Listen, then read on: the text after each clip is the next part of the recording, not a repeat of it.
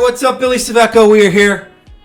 Another Throwback Thursday, the one and only Grant Fisher. This guy, he's run 336 in the 15, 746 in the 3K, 1311 in the 5K. This man's got some strength and some wheels to him. How you doing, Grant? Doing well, Billy. Yeah, Awesome. Life's good right now. How are you doing? Good, I'm doing wonderful, man. Better not I'm talking to you.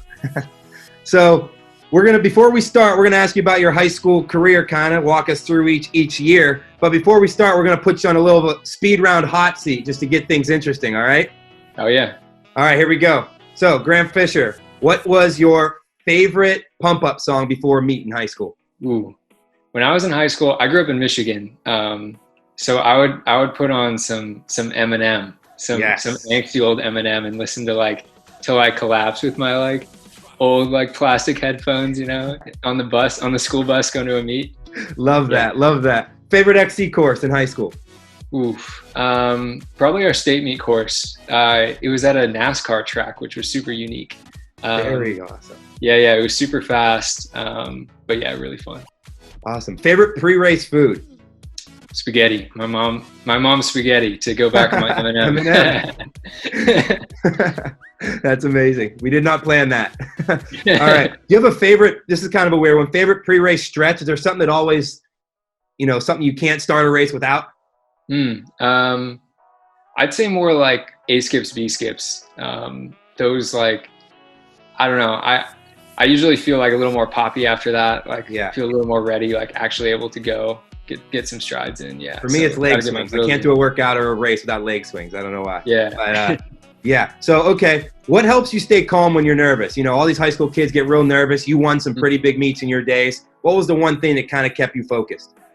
Knowing that everybody else out there is nervous, we're all feeling the same stuff. And if I realized later in my high school career that if I could use those nerves as kind of fuel more, and excitement, then it's going to suit me way better than just giving into the kind of fear aspect of it. Because the nerves are going to come no matter what. Everybody feels them. If you don't get nervous before a race, it means you don't care, probably. Everyone gets nervous. Exactly. What was one runner you looked up to growing up? Yeah, being from Michigan, the guy was Ritz, Dathan Ritzenheim. He had every course record, literally everywhere. I don't think I broke any of them. I went for a few of them, but couldn't get any of them. But yeah, from Michigan cross country, he was the guy. Awesome. Favorite pre-race ritual? And then one more after that. Yeah, favorite pre-race ritual? For the race, everything goes on right side before left side. So right sock, then left sock, right shoe, left shoe.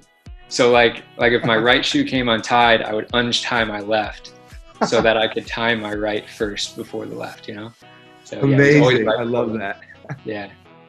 Love it. It works for you. And then what's your favorite high school cross country memory? That's the last one. Oof. Probably we would have our little, we do preseason camp. We would go to this campground maybe 10 miles from the town that I grew up in, and we would camp out in these little tents and run, and it was very low key, very low budget, just us in this random state park, but so much fun just being with the guys, bonding. Bare minimum. Oh, it was awesome. Awesome. All right, well that's it. You got some speed round questions in. Yeah. Now let's get to some of the longer stuff here. So we mentioned all your times in the beginning, but it didn't start there. How did Grant Fisher get into running, and walk us through freshman year? Yeah. My first years running were in 7th grade, actually. Okay. I was a big soccer player growing up. So I thought running cross country for my middle school would be a fun way to get in better shape for soccer. And a couple of my friends were doing it, so I decided to do it too. And did that all through middle school. And then once I got to high school, I kind of liked the cross country thing, but I still loved soccer. So I talked to the cross country coach, and we worked it out so I could go to all the soccer practices, but show up for the workouts for cross country and the races.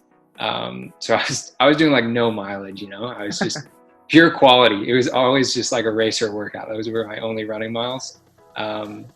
but that's kind of how I got into it. And then slowly I transitioned away from soccer and into running through high school. Yeah, so freshman year, it looks like you finished 28th or so at the state meet, which is pretty awesome just as a freshman. Talk about that sophomore year. What did you learn from your freshman year that you took into sophomore year when it comes to running? Yeah, sophomore year, I just realized like this sport, you can put things into it and like get it right back. You know, like the work you put in, it not immediately, but like if you put in the time, put in the work. I increased my mileage a bit, started running more, started taking things more seriously, and really kind of like wanted to be good at running. Yeah. And like that feeling of getting that back, especially that track season, my sophomore year, I was like, man, this stuff's pretty cool. Like this is pretty fun. And, you know, you weren't waiting on like a coach to make a decision to put you in. You weren't waiting on someone to pass you the ball. It was just like, you get out there and you do it. So, I mean, I kind of fell in love with the sport my sophomore year. That was like, the biggest takeaway for me was just like, I didn't know what running really was my freshman year, and sophomore year, I was like, okay, I'm in. Yeah, no, I didn't do that till college, but I was like, wow, you become a fan of the sport. You start understanding what times people run, and that you can double, and that you can do this and that. And it's like a whole new world. Yeah. And like you said, the biggest thing I liked about that is no one's waiting to sub you in. You're not competing with playing time with another midfielder or goalie or defender. You know, the clock doesn't lie.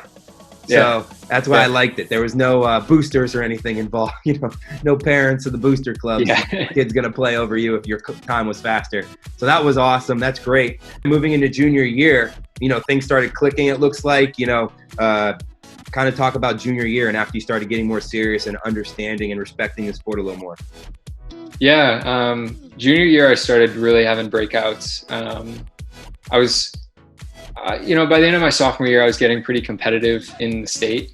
But my junior year was kind of when I realized that, you know, there's more people competing out there than just people in Michigan. And it was so fun just like realizing that, you know, there's so many fast people out there, so many places to go. Like that was the first time I really traveled to compete.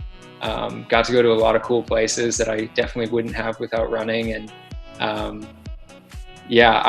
learned a lot about myself and like a lot about just like I started to gain a little bit of a spotlight my junior year. And so I had some struggles in like dealing with what is it like when people are watching you in a race all of a sudden, you know? Yeah. Like waiting to see what you do. Whereas, you know, I like kind of like hiding in the pack and then trying to kick at the end. But my junior year, I had to start dealing with the added pressures and things like that. So things started to shift a little bit.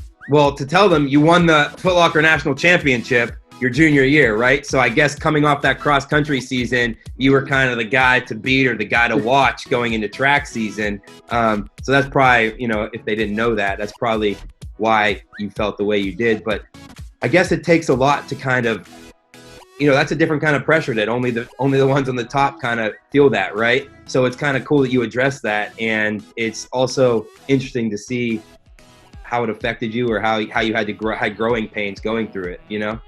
Yeah, definitely. I mean, I don't think any, like, I was a kid, you know, like, and yeah, it's different when you go from like watching people. I remember my sophomore year was when I first got into like seeing runners and like watching running races and watching other people compete and seeing all these names and like thinking like, oh, this person is insane. Like I remember one of my now teammates, Sean McGorty, I saw him compete. I was like, man, that guy's so good. Like that's so cool. And then all of a sudden I was kind of there, and it was definitely a weird feeling, like having that target on your back. Yeah.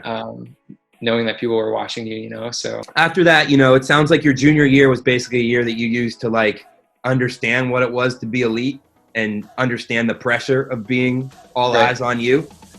So how did you use that going into your senior year? You know, it's hard to repeat. You're already a champion. Yeah. You know, what did you use going into your senior year? Yeah, I mean, my senior year, I knew that, there were eyes on me. And there were a lot of really good guys in my class too, that ran really well. I mean, for example, Matthew Maton broke 4 my senior year as well. Like we had a really, really strong class. So it wasn't, I knew it wasn't time to just like coast and think I had it in the bag, because there were some very, very good people running at that time. And yeah, senior year was super fun. A lot of my thoughts were on college at that point, trying to sort that stuff out, but try to do my best to still like enjoy the high school like running environment and stuff. Yeah. If you had to wrap up your senior year in like 2 or 3 sentences, how would you describe it? Ooh, I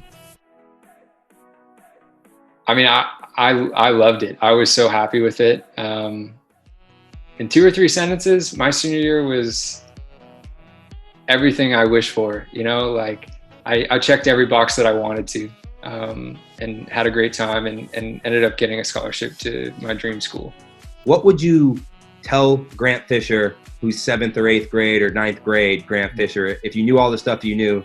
And I know have fun is the most important thing and all that, but if there was something that you could really, really value, what would that be? Just like enjoy the moment.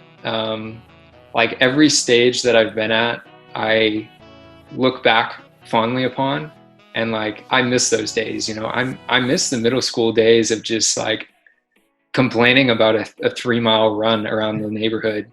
Like I miss the high school days of like your coach tells you to run 7 miles, but you just run to the corner store and like get some ice cream or something and then come back. Like that's not the best for training, but I mean, I miss those days. So like cherish them while you have them.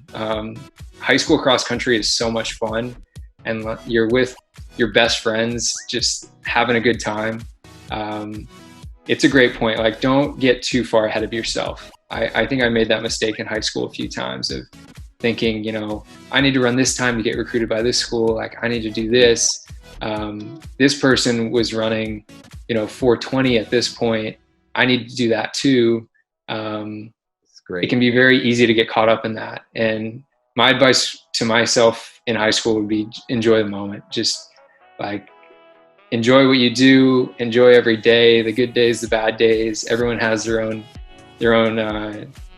rainbow that they follow. Like you don't need to try to live out someone else's path that they've done. You can draw inspiration from it or learn things from it, but like enjoy what you do, and realize that like you're you. Like everyone's gonna have a different journey than you.